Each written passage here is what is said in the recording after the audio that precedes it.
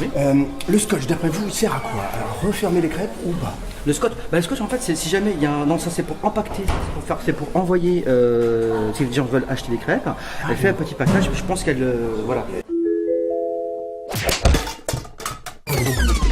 Fort contemporaine. Et beaucoup d'inspiration se dégage de ces tableaux. Et des crêpes.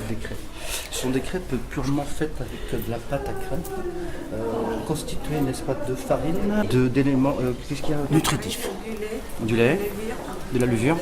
C'est pour lever en fait la levure. Ça vient d'où cette préparation? C'est des Libanais. Ah, on met du houmous dessus alors? Oui. Non, pas du houmous, c'est parce que c'est sucré. Non, c'est pas un houmous. Ah, on peut pas mettre de houmous, non, c'est verboten, c'est interdit. C'est le dessert. Donc ça, c'est le C'est le mezé, c'est l'entrée. C'est Et là, c'est des mini crêpes, quoi, parce que ça n'a pas rien. voilà, Oui, c'est des midi, mini-crêpes. voilà, pas trop. Voilà. C'est très aéré, c'est léger. On y retourne. Merci, au revoir. Au revoir. Nous avons donc ici devant nous un triptyque. Alors, c'est un tableau Sylvie Bouchet. Est-ce que vous pouvez nous expliquer pourquoi ce tableau il a l'air vivant? Il y a quelque chose qui se dégage un petit peu. Il est vivant parce que figurez-vous que le modèle à l'époque, Sylvie Bouchet, était sur son lit de mort. Et donc effectivement, on lui a mis quelques petites fleurs pour que ça soit un peu plus Il y vivant. a quand même une certaine contradiction entre la mort et la vie finalement. Mais tout à fait. Il y a une dualité qui se dualise. C'est un peu une dualisation de la métaphore.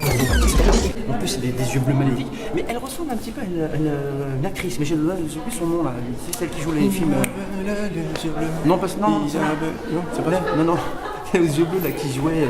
Oh Roméo, je serai ton Roméo, passe-moi le vin. Jeanne Birkin.